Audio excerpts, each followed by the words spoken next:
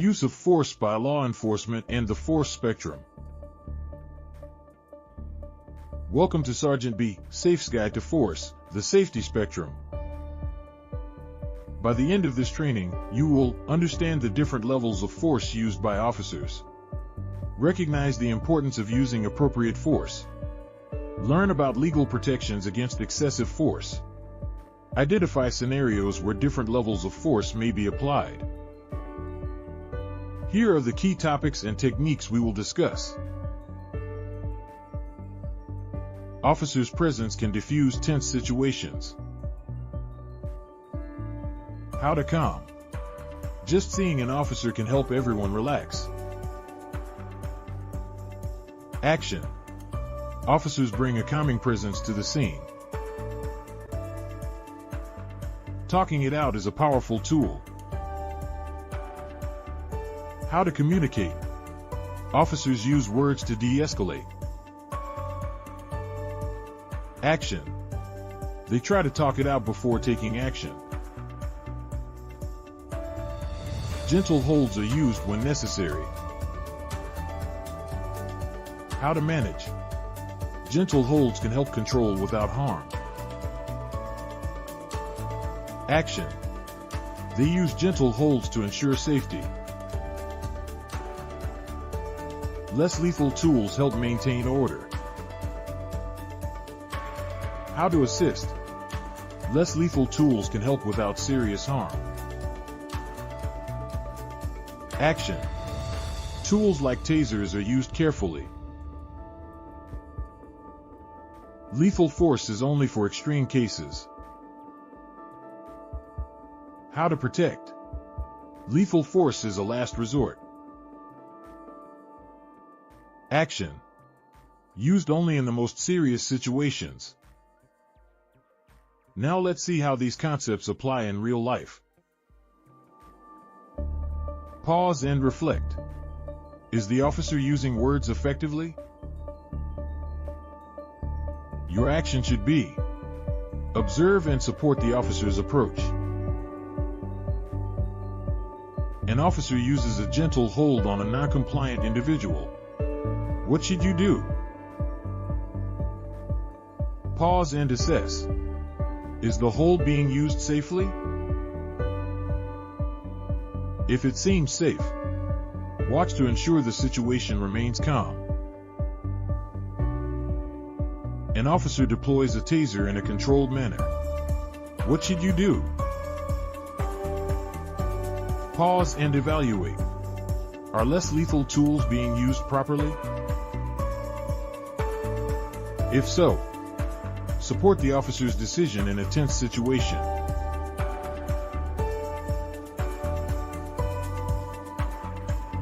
Now let's recap what you learned. Understanding the force spectrum is key for safety. Officers must use the least amount of force necessary. Excessive force can lead to serious consequences. Legal protections exist to safeguard individual rights. Let's all support our officers in using their powers wisely to keep our community safe.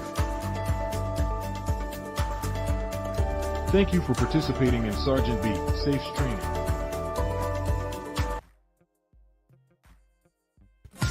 Tired of feeling unprepared in your role? Wouldn't it be great to have the skills and support needed to excel? Officers face multiple demands without proper training. Meet ADB Training, a comprehensive training program designed to equip officers with essential skills in mental health, crisis intervention, and community building. This program empowers officers to confidently navigate their diverse roles. How it works. Unleashing the elite, the new era of law enforcement training. Join Monty Bynum as he champions a transformative approach to policing, breaking the chains of outdated training, igniting a revolution in officer preparedness. Beyond the badge, redefining the role of police officers. Discover how ADB Training is reshaping the narrative, empowering officers to embrace their multifaceted roles. courage to lead, reclaiming the heart of policing. In a world of uncertainty, Monty Bynum's vision calls for a return to core values: train, support, and trust. With unparalleled confidence and skill, striving to earn community respect, one officer at a time. Plus, accessible mental health resources ensure officers' well-being. Improved officer skills, enhanced community trust, better mental health support, a proactive approach to policing. What our officers say.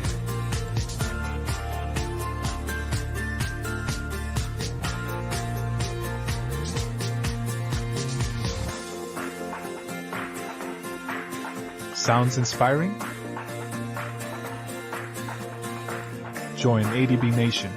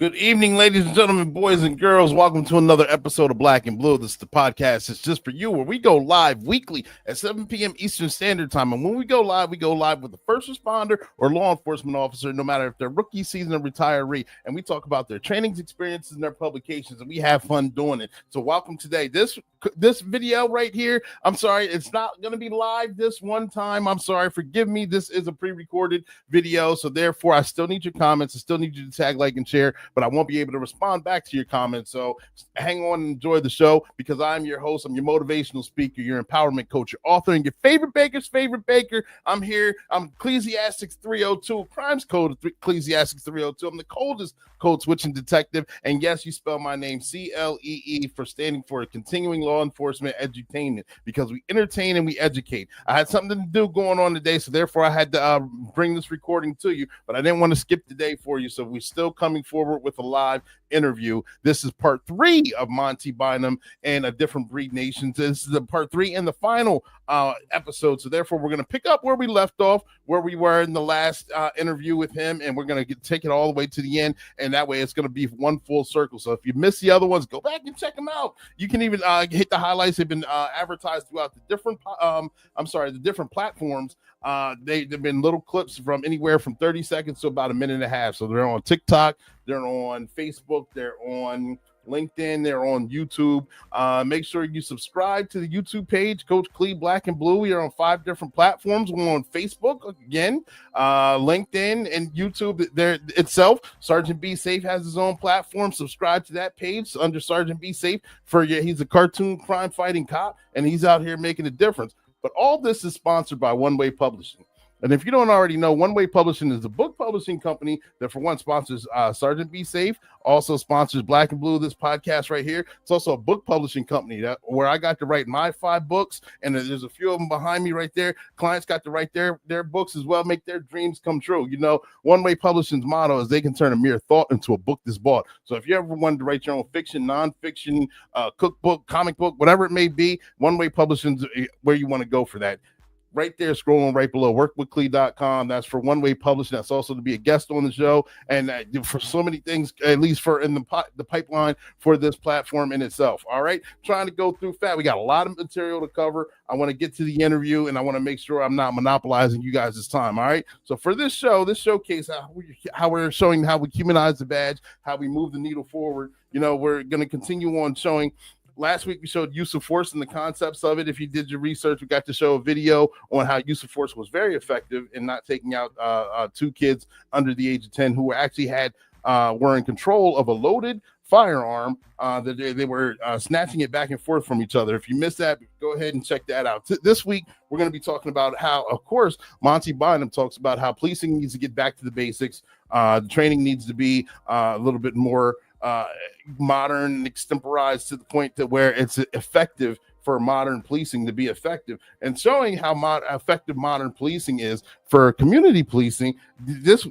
Today we're going to show on community policing and how it could be how it's going to be involved in the future of law enforcement by way of citizen police academies. Therefore, you see how law enforcement's always being judged on why did you pull a gun here? Why did you react this way? Why didn't you do this, and this? It puts everyone else in the driver's seat to see exactly and feel exactly what's going on as close as you can. It's not a real live actual, you're not solving crimes or breaking up fights or anything like that. But the police academy is perspective changing. All right. It's like doing ride-alongs. It gives you scenarios. It gives you what the law is, what you can and can't do. So it's understanding. So both sides can understand each other and come to a more positive conclusion. You know, we're talking about positive outcomes here, and that's what we're looking forward to. So therefore, that's what we're going to do. We're going to go down. Sergeant Be Safe is going to explain a little bit about citizen policing. Then we're going to have Captain Stoic. The voice, he's gonna we got a video explainer,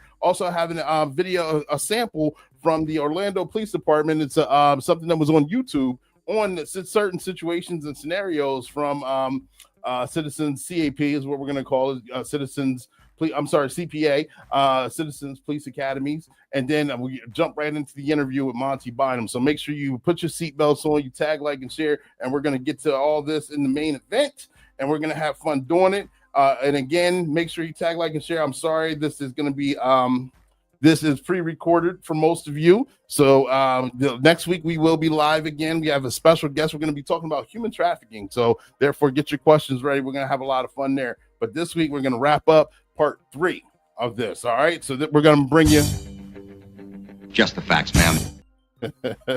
All right. Starting to Be Safe. We're going to got the intro. Let me take this off the screen here. Give me 1 second.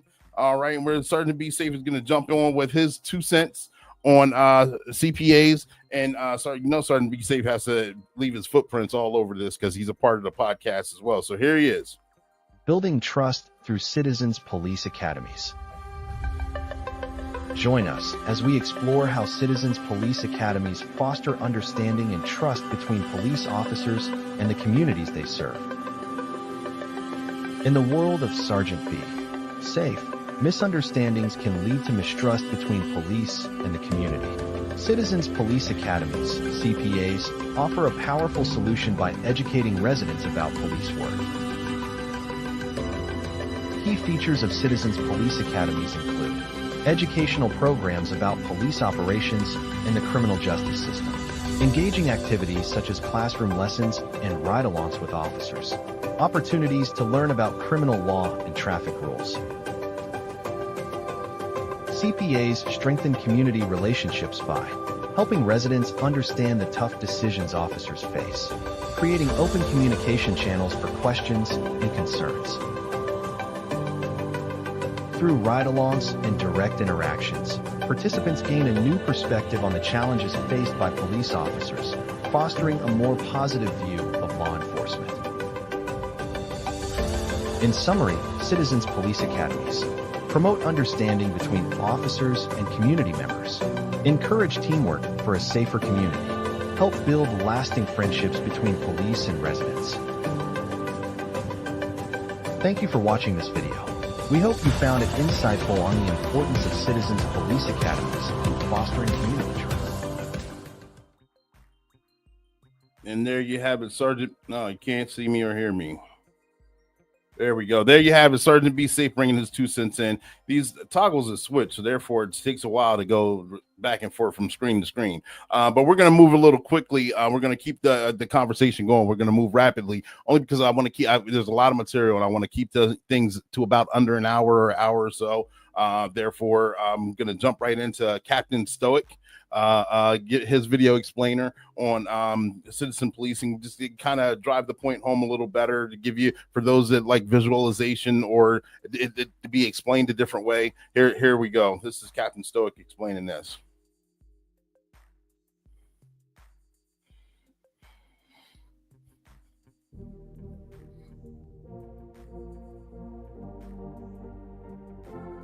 Imagine a world where police officers and community members understand each other perfectly, working hand in hand for safety and support.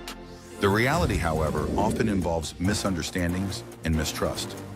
A solution to bridge this gap is the Citizens Police Academy, CPA, an initiative that allows community members to learn about police work and build respect and trust for law enforcement. Through education and open dialogue, CPAs can create a stronger bond between police and the community.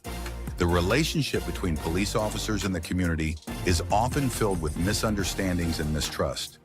A solution to bridge this gap and foster a strong bond is the Citizens Police Academy. This program provides a unique opportunity for community members to learn about police work and develop respect and trust for law enforcement. By understanding the challenges faced by officers, the community can build a more supportive and cooperative environment. Citizens Police Academies serve as valuable educational programs run by law enforcement agencies. These programs invite residents to engage with police operations and the criminal justice system. Participants typically experience classroom instruction, demonstrations, and even ride-alongs with officers. For example, a CPA might teach about criminal law and the procedures involved in traffic enforcement. This knowledge helps demystify the daily routines of police work, allowing community members to understand the challenges officers face. When citizens gain insight into these processes, they develop a sense of connection and appreciation for the work done by law enforcement. The benefits of participating in CPAs extend beyond simply acquiring knowledge. These programs strengthen relationships between police and the community. Citizens learn about the quick decision-making required in high-pressure situations that officers often encounter. For instance, someone who has joined a ride-along might witness the intense environment officers face during a routine traffic stop. This experience can lead to a greater understanding of the risks and responsibilities associated with police work, encouraging a more positive view toward law enforcement. Moreover, CPAs foster better communication between police and community members. By creating an open space for dialogue, these programs enable residents to voice their concerns and ask questions directly to officers. Such exchanges help build trust and dispel fears and suspicions. When citizens feel informed and heard, they are more likely to collaborate with law enforcement. This partnership can lead to a safer community where residents actively participate in crime prevention efforts alongside police. In summary, Citizens Police Academies hold the key to transforming the relationship between police officers and the communities they serve. By promoting understanding, enhancing communication, and establishing trust, these programs can create lasting friendships between law enforcement and residents. Investing in CPAs is a step toward a safer, more united community where everyone works together for a brighter future. Embracing this opportunity can lead to a better understanding and appreciation of the importance. Not sure why that got cut off, but the importance of community relations between the two, between the two law enforcement and the community itself. The importance of that is basically cut off by 2 seconds. But yes, of course. So therefore, we are going to move right along very quickly. Like I said, we're going to jump right into the other one. The Orlando Police Department has a video on YouTube from, I believe, earlier this year, last year. I forget when it was. That they actually show a little bit into what the Citizens Police Academy is like and what you do and some of the experiences you feel it and understand. And they also interview some of the citizens that go through there. It's a shorter video, but go through there and they see how the philosophy is. They see how breaking down a call, how dynamic, how confusing a call may be. You show up for one incident and it turns into something else entirely. But I'm gonna stop talking. I'm gonna let them do their thing. All right, let me back off the stage and bring them up. Citizens Police Academy is a great way for citizens and officers throughout the department to interact and exchange ideas, policies, procedures, how to, what not to, and things like that. So the shoot, don't shoot scenario is a perfect opportunity for the citizens to see a little bit of what we are exposed to as officers, especially patrol officers that respond to calls and challenges each and every day. He's always out here trying to. This is his house. I live right over here. And like you see right there, scenarios that they give the shoot, don't shoot, that always comes up as topics and questions on why officers do what they do. So I'm using this as an explainer to show, okay, well, I'm showing up here. This person may have this in their hand. Do I need to pull a weapon? Do I need to stand there? How do I talk to them? And then other dynamics come into play. I'm gonna let it play. It's my ID. Want my ID? You want me to go back to my house? You want me to? I don't feel safe. Can you put your gun away while we talk? Can you put your crowbar down? I'm out of here. Okay, that's fine. All right. Just make sure you're. And so therefore you see a weapon came out of nowhere, projectiles fired, and you're buddied up, two-man citizens acting as cops, and you have more than likely the cops being role players and throw in different gambits and loops and having them navigate through a call. It's not always easy. Why y'all messing with Joe? Why are y'all messing with Joe? He lives over here. And I just need to get my stuff, get in the house, so I know this looks bad. But she put it down. Put it down. Stand back. Put it down. What are you doing, man? What are you doing? What's going on here? You got the knife. You going with the knife? Put it down. I'm helping you. Put it down. I'm here. And as you see, the second person comes into the scenario and he's holding a weapon too. You don't know what legitimate purpose he may or may not have that for. And then you see the individual that you're dealing with the first time just pulls a gun out of the waistband and gets off 2 rounds. Okay, that's how quickly things can happen. Because it's kind of hard to identify between 2 suspects and 1 person coming in. So it's actually interfering in your investigation. See, and even though you know it's not. That's what we say. It messes up the OODA loop. Look that up if you don't know. Not a real scenario. I know I'm not in harm, but you're still feeling the heart racing. It got me thinking about what I would have done if, I was an officer. What would I have done? Did I make the right decision? It just makes you think about so many things of how you could have done it differently or if you did the right thing. Knowing that it's not a real scenario, my heart was beating. Now the officers out there, they're putting their lives on the line for us.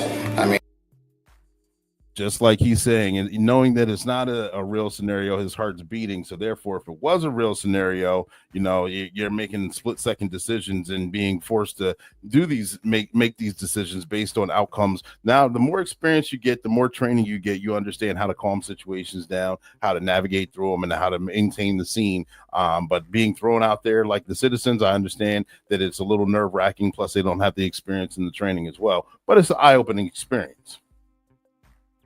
It's probably 1,000,000 times amplified for them. Yes, it's hard because I know to look for number 2. I know that, and I knew number 2 was there, and I knew he was going to come from somewhere, and I didn't expect it. I didn't see it, and then he was there. I look back, hand behind the back, and then I see the knife. So it was all just so fast, and then you have to figure out, is it a weapon or not? Am I justified in that point? And it's so hard to figure that out in a half second.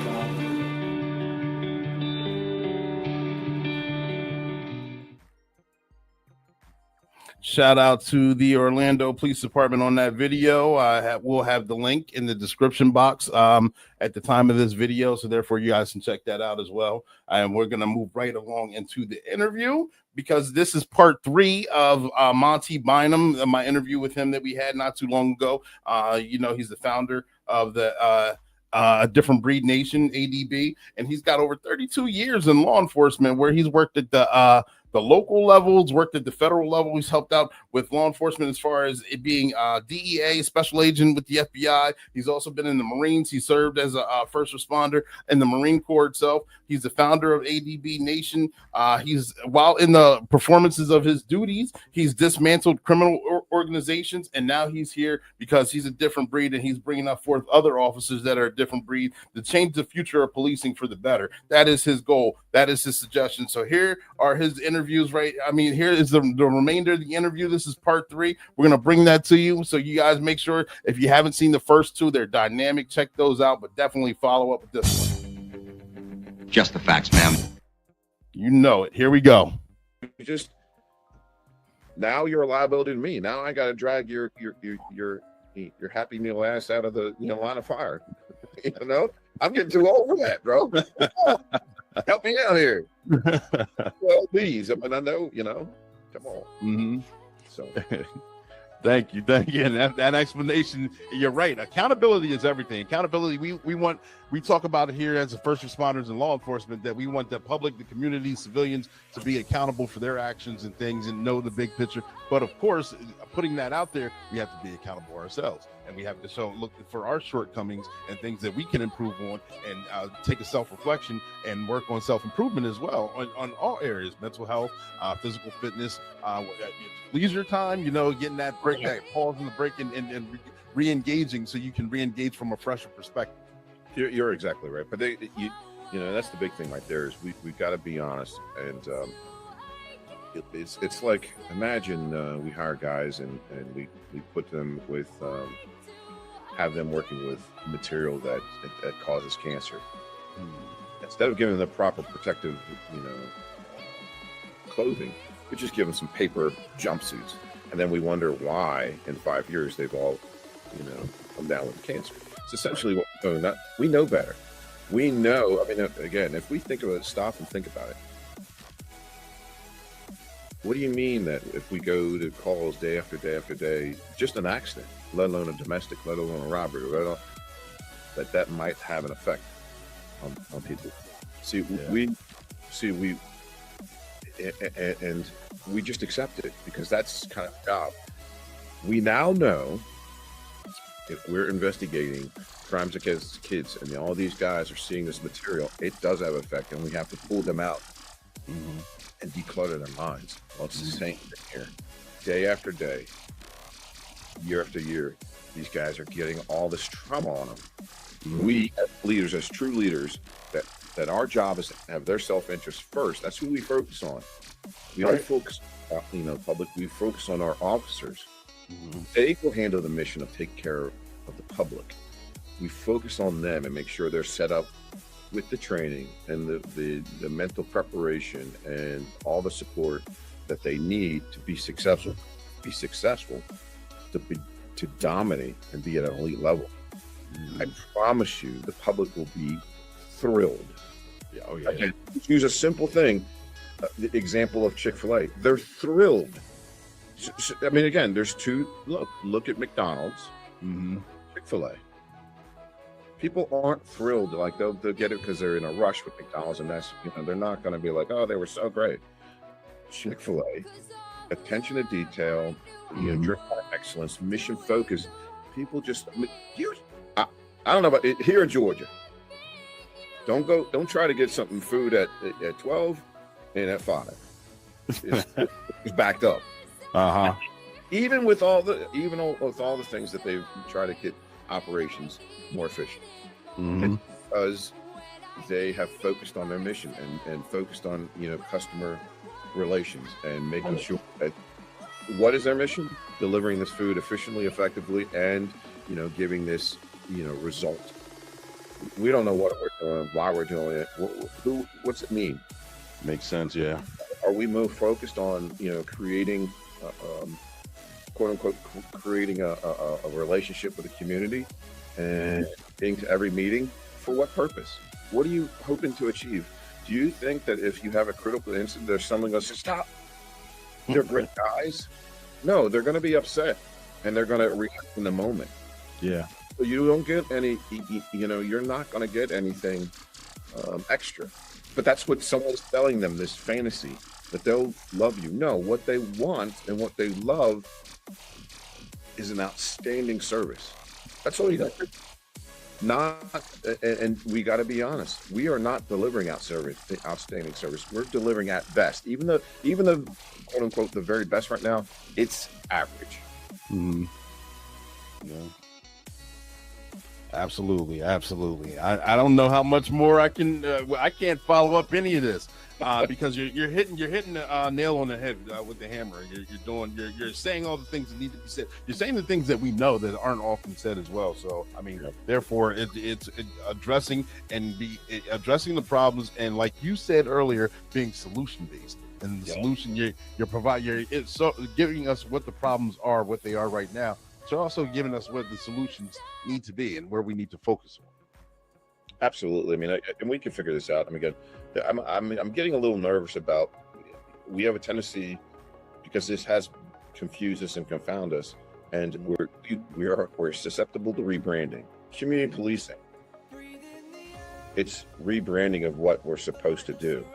Yeah.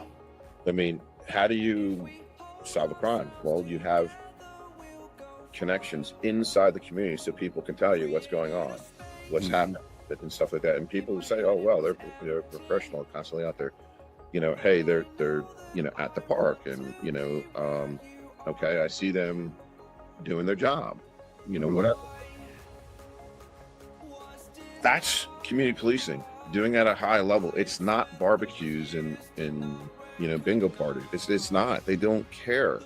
That's another section of government.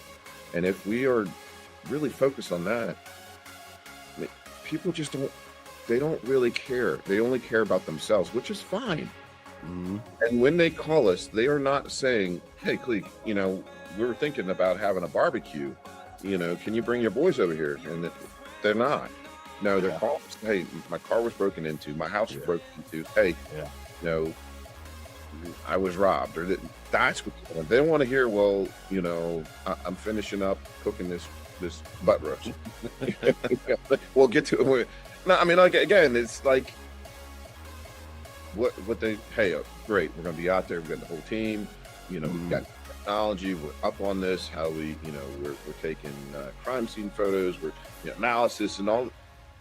That's really what they want. Yeah. Don't deliver it. It's very easy to criticize about and be hyper focused on all the shortcomings. Mm-hmm. It's and we can fix this. Mm-hmm. If we, if we're so inclined to, if we're really focused on team, why wouldn't we do it this way? Yeah. I was, when I was in charge of 200 Marines, yes, everybody knew I was boss, but I got 200 minds, creative minds, see things differently. Why don't I engage those minds on some of the issues that we're facing, some of the tactics, some of the things, and creatively. I understand why for years we've never done that. Everything has to come from the top down. Makes no sense. Why not think? But like, we got things that are confounding people for years and years and years. I just had a conversation with a young man who just graduated college about a year or two ago. And I engaged. I remember him from when he was a high school student. He went off to college. He's done well for himself now. And seeing him again, I said, "Hey, how's school going?" Not knowing. He's like, "I've graduated. I'm out here. I bought my own house. I'm working for a certain bank now." And I'm like, "Oh man, congratulations! Good for you. What are you doing there?" He's, "I'm the social media guy." So the social media, he said, "Yeah, I know I'm new to where the the guys who are there now have been there for 15, 20, 25 years, and they're in their way of thinking. And I don't want to come in cocky and disrespectful, but I know I can take this to another level, but I don't have their support, because from the top down, the top guy has been doing this for maybe 40 years. He's not social media savvy. He's still stuck in the MySpace days or whatever it may be. He's still early on, still old ways thinking with that. If I can explain to him and get him to buy in to where I could take our platform and then show us on social media, I know we can engage and our numbers would go up. However, they don't listen to me because I'm still at the bottom. I'm the new guy, and they still haven't had that trust in me. I'm like, wow, maybe you should. I gave them a couple solutions, and just getting together and having shooting an email or having a one-on-one conversation, not saying, hey, we're doing so badly, but showing them the numbers, that we're doing so good, but we can do so much better, and this is why. And he had an eye-opening experience, and he went to go do that, and I haven't followed up with him yet to see what the outcome is. But again, back to your point, showing how if things come down from one way and it's only going down, it doesn't transcend to the newer generation who's coming in, who are very eager and want to work. If it's more like a wheel or a cycle and having those meetings and that conversation, you can have, yes, that's a good idea. It's a fresh new perspective, and I have experience doing this. We can combine these two, and we could be that much more successful. There's a term called idea sex. I don't want to be too vulgar with it, but two ideas coming together creates a super idea. Yeah, 100%. I mean, again, it's lazy and complacent, thinking. You don't have to deal with any challenges. And again, that's another red flag of that's a manager and not a leader. A leader truly that's comfortable and I should say confident. I shouldn't say comfortable. That's confident in his ability and focused on the mission. They invite, they encourage that type of interaction. That's the way. Yeah. That's just like to your point. We supercharge and harness all these great minds. We don't do that, and the same old is not working. And I get that all the time. Well, that's how we have always done it. I just don't understand. I got budget, I got this and that. Those are excuses, and you're not focused on the solutions. You're not focused on the mission. And but again, this because you've been trained as a leader. They just haven't been trained, right? And we make excuses. We point them. Well, it's the chief's fault. It's the sergeant's fault. Honestly, there's enough to go around, and it's not about fault. Spend time a lot. I mean, we spend so much time on that. It's this part, this part. Okay. Set that aside. Right. Set the fault aside because it actually gets you nowhere. How about this is how we just tear everything up, and this is how we redo it. This is how leadership works. Again, imagine restarting your career. Everybody out there, imagine restarting your career where sergeants really were invested. They really do understand, what was going on with you. They really were motivating, trying to find out, some of the things that you wanted to focus on and help you there. And when they sat down with you, their critique were to make you better. Same thing, tenants to the sergeant, and also they're teaching you how to be a sergeant, how to be a supervisor. Yeah. Because they understood, again, from our theory, why we do that is the machine must go on. We know that if we die, the machine just has to step up. And but we don't. We have centralized, command. We have seen what happened in the Ukrainian-Russian war. That was the Achilles heel for the Russians. They're very centralized, command. We need to train decentralized command, and people understand, so they're empowered. Guess what? They love their job. They're the ones seeing all the time. We can talk about, the chief used to be a drug guy and an expert on that, but it's been 10 years, and not knocking him, but he's empowered his guys that they're able to adapt. They're able to respond. Now they're placing focus on, hey, we need to track this money. Whereas before we used to do that. Now we're actually, getting the buys, tracking things. We're connecting with, federal, law enforcement and enhancing. We're doing all these things. we're empowering our people to perform at a higher level. You know, Right. we're just doing the same thing right now, and it's time for us all to accept. Hey, we got to level up.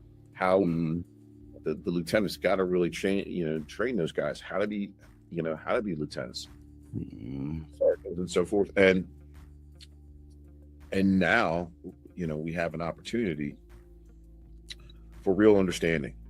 Now we actually have some empathy, and now we're not talking, shit to well, Lieutenant so-and-so. Well, I actually know his job. I get it.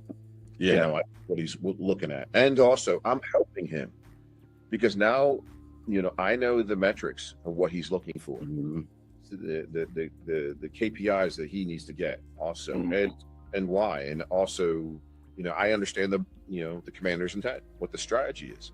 Yeah. We have a lot more buy-in. Right now, we have very little buy-in because we're not communicating well. And now we got vested interest. So it's very fixable. I mean, we should be very, proud and thankful that we're not living in a complete dumpster fire, and also optimistic that we can change this, because without training, we're still in the game. Yeah. For most things, that's usually a complete disaster. We know that we could not go to war with no training, or it's like it's a disaster. I don't know why we haven't learned that with as many people that have transitioned from the military into law enforcement, but we haven't. We've accepted excuses from bosses and other people and saying, well, it's different. No, it's really not, but convenient for you. And that's we have to get out of the ego and self. And so if we start thinking again, the Marine Corps, it's a standard, practice and principle. Officers eat last. And when we stick that in their head, my guys gotta come first. They get better cars, they get better equipment, they make sure I get their training. I'm always, trying to get them more money. When I have that type of thought process, that's how I'm thinking. Because I know, these are the guys going to make all these great cases. These are the guys are going to keep, pushing. We don't think that. We don't. We have pockets every once in a while, just because they were in the military, and instead of this is an organized way that we actually set this up. Nobody knows. Go ask your agency, what is our mission? They'll tell you, goofy things. Don't really know. It's just, we're just doing the same old thing without really any real objectives. Well, we want to, and they'll even throw in like the buzzword. Oh, we want to connect with the public. Why? What are you doing? What do you mean you want to connect with the public? You want to sell them a car? What's the point? We don't ever. We get sold by outside forces on things that we need to do, instead of sitting down and say, why do we need to do that? Sounds good. Knowing the why, yeah. I mean, like, of course we want to be, but what, for what purpose? Why does that even matter? If you're a real professional, well, I don't need to have a connection with, everybody in the community. I mean, I don't need that to be the sole focus. When I do interact with the public, I am very professional. I am exactly what they expect in their head. Exactly. That's the problem. Well, they have in their head that that's not very professional. He was screaming at me, and he lost his mind because emotionally he wasn't set up, or he didn't really know. He's backed up, and these cops, they got to be trained better. We can't be pulling tasers when a guy pulls a gun on us. Yeah, that's seen that because we're scared to death. I saw that in a it was on someone's post. It was one of those law enforcement things where they show you the clip of where the action starts, and then with how we first responders react, as opposed to all the things that led up to it, all the days' work possibly, or how it culminated a few weeks prior, and now it finally came to a head in this 3-minute clip that we're watching, as opposed to the 4 weeks that it took for all this to happen that was out of our control. Anyway, I remember reading one of the comments for an active shooter that was in either a business or school. One of the comments was they went in as a team. They found the active shooter. Why couldn't they just tase him? As that active shooter is still actively using sending rounds downrange. And that one comment just stuck with me. I'm like, what kind of sense does that make? And it's kind of like, if you're not living that life, if you don't actually, you're watching it on a screen, but you're not putting yourself there, you're not processing everything that's going on, and that fear, the loss of life and the loss of your life, you want to go home at the end of the day. You don't want to go home injured, hurt, damaged, anything. So therefore, you have to stop the threat. How do you stop the threat? By matching the threat what it is, or going above and beyond without getting into too much tactics and things like that. But I know you understand what I'm saying. But that comment just resonated with me so much, where I actually typed something, then deleted it. I typed it and I deleted it, and then I just finally moved on. I'm like, I'm not going to engage, because I know just by engaging, even though my intent is good, it's not going to be taken good, and it's going to start a whole storm of nonsense that I don't even want to get into. But you're right, but then also that we feel that need to actually respond to nonsense. Yeah, and justify it.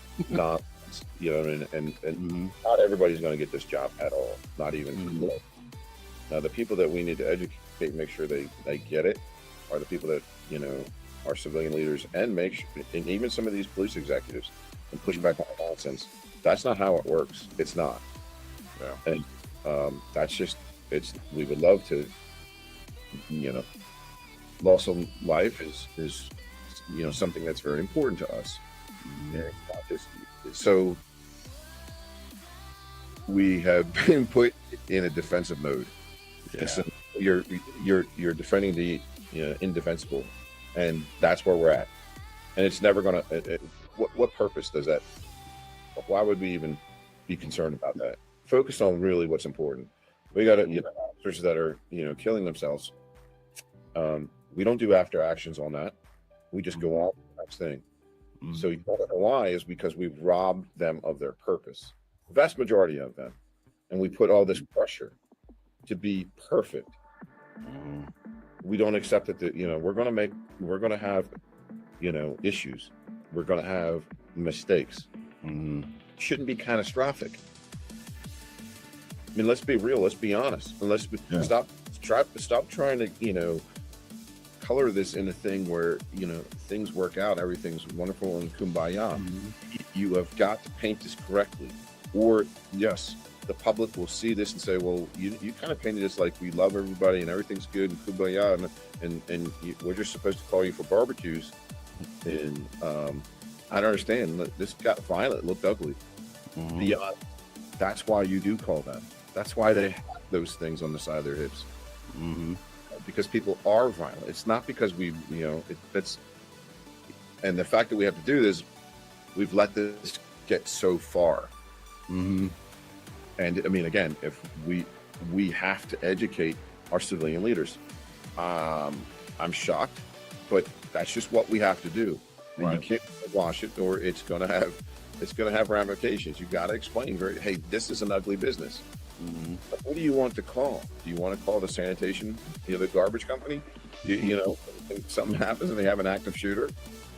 Do you want to? By the way, we had Vivaldi and we had Parkland, and people are like, see, they're cowards. Yeah, that's a reaction. That's the emotional reaction that we all did. Yeah. But my company, we're focused on science, and we're focused on solutions. What really happened? What was more likely what was happening? The lack of training. You and I both know that if we don't have the file in our head, the brain, it's all about survival or dominating situation. So it locks down. It doesn't know what to do. It's a simple. Yep. And most likely the file was not updated, and the last thing it was told was hunker down and stay in place. And it has to be trained at such a level where it says, okay, I've seen this before. Yeah. So that's one of the things that we're doing is we're going to employ virtual VR headsets and augmented reality and train users. So they constantly are seeing these things.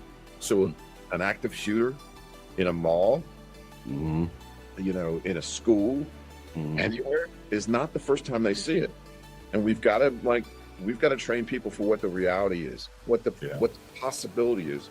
Again, we don't call, a doctor or an attorney about an active, shooter or gun. It's ugly. People are going to get hurt, and the quicker we act, take action, the more likely that we can get that situation under control. We've got to stop being dishonest just because it sounds better and people, it's more palatable. Right. And it's just time to be, show a little bit of courage. I mean, stop with the cowardice and just explain thoroughly in detail why we do it and what we're doing. And there is no other narrative. There is no other, well, yes, he could have done. Hey guys, until you guys are absolutely in their shoes, we need not even entertain that kind of second guessing. Right. Hey, Monty, I appreciate everything. And in conclusion, I don't want to monopolize your time too much more. We've had a tremendous talk. Learned a lot of good things that we've been discussing. And I know you've given your LinkedIn page, website scrolling below on training. We talked about wealth. We've talked about wonderful things on how to, if you're a newer officer, being in that still leadership position. We talked about seasoned officer, and we talked about how, the retirees and the admin and our leaders and how we all can be leaders. We've discussed so many different wonderful things here in our law enforcement community. Is there anything else that you would like to share with us right now? The floor is yours. No, I appreciate that. No, here's the thing. The future's bright. And it is going to change. We are aware. Now we're going to have these conversations. Now we're going to bring it up. And we'll give grace for what's happened in the past. But now, once you know, you can't continue to do the same old things. The great thing is, I see it now. I see examples of where people have totally changed things up. And they're performing well. And recruiting and retention is going through the roof. It's spreading like wildfire. Success begets more success.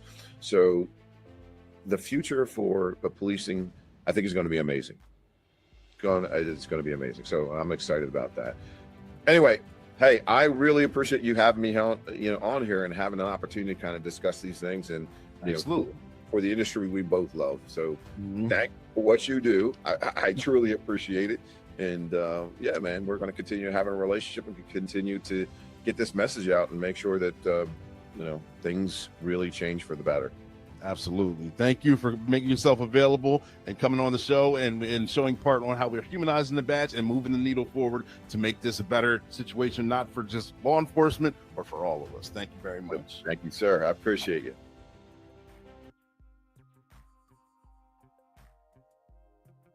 And there you have it, the full interview, ladies and gentlemen, boys and girls. I hope you enjoyed it. There's a lot of good information shared right there. Make sure you check out all 3 episodes. I do apologize for the editing features. For one, the sound didn't skip as bad as it did in the previous one. I know it seemed like it was lagging or ahead in a few clips, but the music, it was suggested by the platform. Some of those songs, that's the songs they suggested would fit for that conversation. Obviously, that wasn't correct. But we're learning, we're building, we're flying a plane as we're building it, as they say. So we're still going to continue on and keep building it and moving the needle forward. Thank you guys for tuning in. We're going to be live next week with a special guest talking about human trafficking. So we'll be live 7 p.m. Eastern Standard Time because this is the podcast just for you. I'm your host, I'm your motivational speaker, your empowerment coach, your author, and your favorite baker's favorite baker, saying take care of each other, and we'll see you soon. 10-4. Over and out. Let me get these banners up, though. I can't just leave out of here with no banners. What's going on here? Let me get everything. Yes, there we go. All right, you guys take care. We will see you soon. And tag, like, share, and thank you guys for following all the committed. The fellowship is a wonderful thing. Appreciate it. Black as you is, there's a whole lot of blue still shining through. Just the facts, ma'am. I'm not a bad cop. I never once said you were. It would be real simple if the problem was bad cops. It ain't. Sergeant B. Safe is inviting you to watch his exciting and fun podcast, Black and Blue. It airs weekly at 7 p.m. Eastern Standard Time, and it's just for you. When we go live with a dynamic law enforcement officer or first responder, whether they're rookie, seasoned, or retiree. We talk about their trainings, experiences, and their publications. We've had tremendous guests already, and we have many, many more tremendous guests coming down the pipeline. You want to subscribe. Sergeant B. Safe is here. Black and Blue is on various podcasts, especially on YouTube, so make sure you guys subscribe. And don't forget about me, Sergeant B. Safe. I have my own channel too, so make sure you subscribe to that as well. We have many adventures, learning experiences, and we have fun while we do it. You guys don't want to miss it. Not only with the special guests that's being featured, you'll see video skits of me and the bad guys. Rob You Blind, Misdemeanor, Treacherous Tony, Chance Wilder, aka Wild Chance, and Sapphire Steel.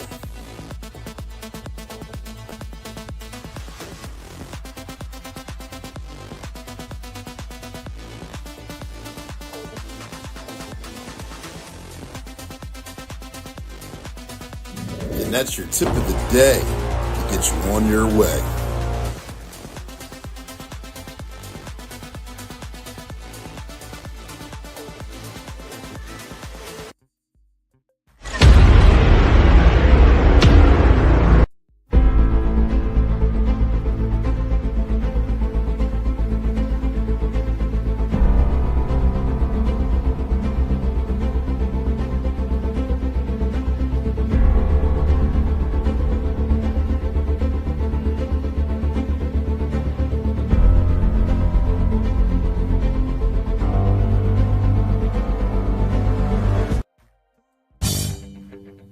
Just the facts, ma'am.